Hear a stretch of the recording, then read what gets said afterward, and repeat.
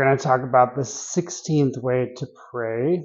And the 16th way to pray is with praise and worship. Because of the internet and things like YouTube and Spotify, we have access to thousands of praise and worship songs. And listening or singing praise and worship songs, which means uniting your heart to the words that are being sung, or even singing them out loud, is in fact a form of prayer. And it's really one of the easiest ways to begin your time of prayer. So let's say you're going to pray for a half an hour, and you could start with a praise and worship song.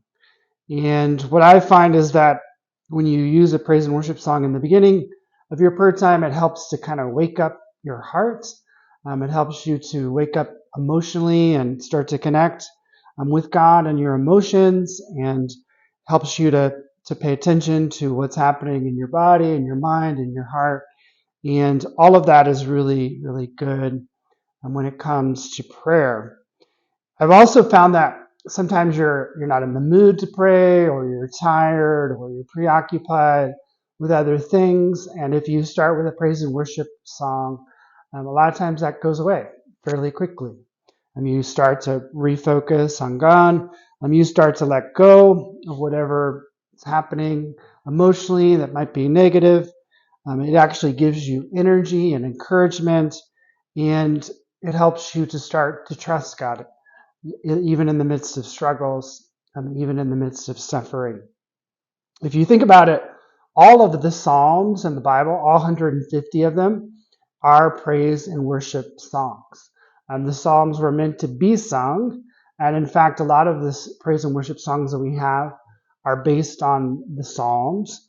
Many of the prayers in the Bible are prayers of praise, where the person in the Bible is praising God out loud, thanking Him, expressing their heart to Him in a prayer of praise.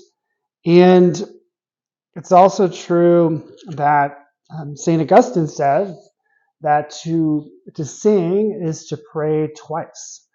So when we're praising and worshiping God with our voice, with our hearts, it's a powerful way to pray, because we're engaging our whole person, not just our mind.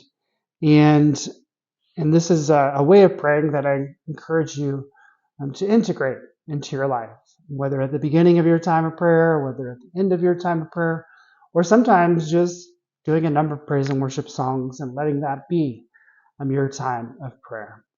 So using praise and worship songs is a wonderful way to pray.